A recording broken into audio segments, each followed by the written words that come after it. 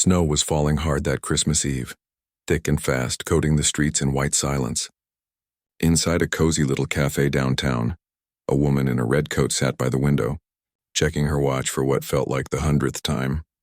Her name was Emily Carter, and she was used to people being on time, her assistants, her drivers, her clients. As a successful CEO in her early 30s, Emily's world ran on precision. But tonight, on Christmas Eve of all nights, her blind date was 40 minutes late. She sighed, ready to leave. But something deep in her heart whispered, wait just a little longer, and that decision, that small act of patience, would change not only her Christmas, but her life forever. Hey everyone, welcome back to your channel name, where we share heartwarming stories that remind us of the good still left in the world.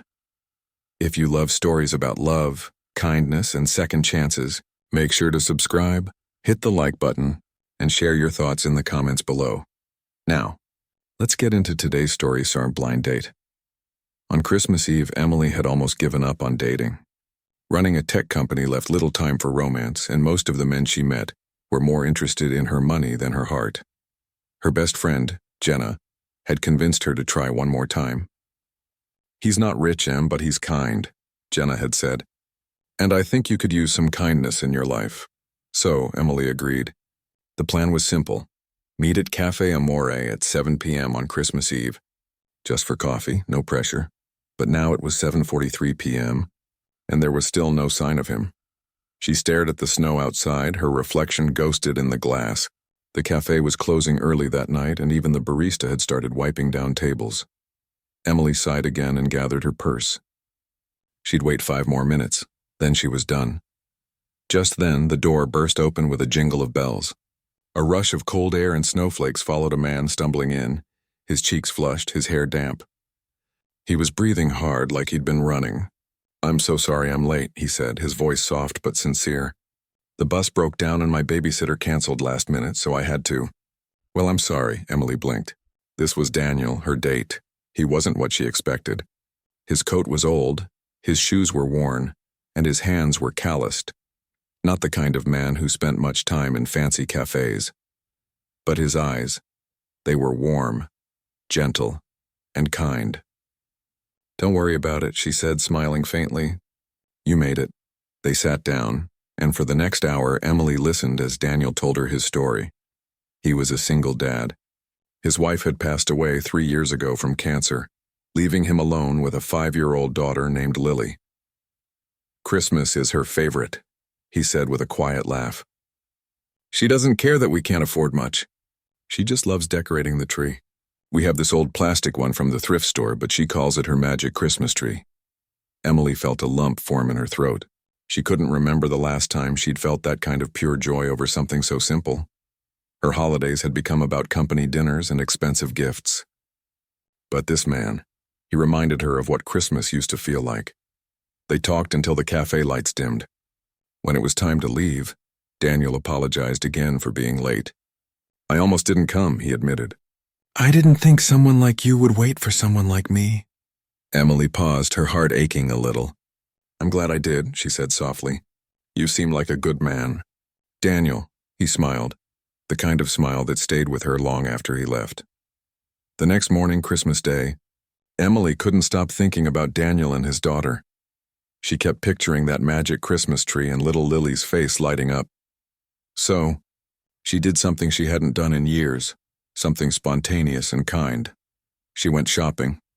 She picked out a few toys, a warm winter coat, some storybooks, and a small, sparkling Christmas star for the top of Lily's tree. She wrapped everything neatly and attached a small note. "For Lily's magic Christmas tree, from a friend who believes in kindness." Using the return address from Daniel's text the night before, she left the package at his doorstep and drove away before anyone could see her. That afternoon, Daniel came home from his shift at the warehouse, exhausted but ready to make Christmas special for his little girl. He opened the door and froze. There, sitting in front of his apartment, was a box wrapped in gold paper. Lily squealed with delight. "Daddy, Santa came." Daniel opened the note and read the message, his eyes filling with tears. He looked around, but the street was empty. He didn't need to guess who it was from. He just smiled and whispered, "Thank you, Emily." That night, as Lily danced around their tree wearing her new coat, Daniel felt something he hadn't felt in a long time: hope. Winter melted into spring and Emily got busier with work again. But she couldn't stop thinking about that Christmas Eve.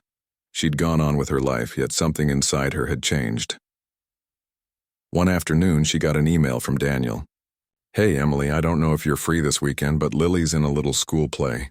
She's a snowflake. She'd love it if you came. I know it's not your kind of event, but it would mean a lot to us." Emily smiled at her screen. For once, she cleared her schedule without hesitation. When she arrived, she saw Daniel sitting in the back row of the small school gym, his camera ready. Lily spotted her and waved excitedly, her little paper snowflake costume crinkling as she bounced with joy. After the play, Lily ran up to Emily and hugged her. "Thank you for the Christmas star," she said. "It's still on our tree. Daddy says it's our good luck charm." Emily felt her heart swell. She looked at Daniel, who was watching her with quiet gratitude. Maybe kindness didn't just change someone else's life. Maybe it changed yours. 1 year later, the same café, Café Amore, was bustling again with holiday lights and laughter. At a corner table, Daniel waited nervously in a clean shirt and new jacket. Beside him, Lily, now 6, sipped hot cocoa, swinging her feet. When Emily walked in wearing that same red coat from last year, Lily jumped up and shouted, "She's here!" Emily laughed and bent down to hug her. Daniel stood, his smile wide and genuine. "Traffic okay this time?" Emily teased. Daniel chuckled. "I made sure to catch the early bus." They sat together, sharing stories, laughter, and the warmth of something real, something built on patience, compassion, and kindness. As the snow began to fall outside again, Emily reached across the table, her hand brushing Daniel's. "Do you ever think about how one small choice can change everything?" she asked. He nodded. "Every day," he said. "You waited that night, and because of that, I got a second chance at happiness." She smiled, her eyes shining. Maybe we both did. That Christmas Eve, under the glow of cafe lights and drifting snow, two people who had lost faith in love found it again. Not through grand gestures or perfect timing, but through kindness. Emily realized that success and wealth meant little without compassion. Daniel discovered that even in struggle, kindness could open doors he never thought possible. And little Lily, she learned that sometimes angels don't have wings. They just wear red coats and bring stars for your tree. So if you ever find yourself in a rush, frustrated or tempted to give up on someone, remember this story. Sometimes the greatest blessings come wrapped in moments of patience and kindness. Because kindness costs nothing, but it can change everything. If this touched your heart, please like, share, and subscribe to help us spread more stories of love, hope, and humanity. And remember, a small act of kindness can light up someone's whole world. Merry Christmas, everyone. Stay kind.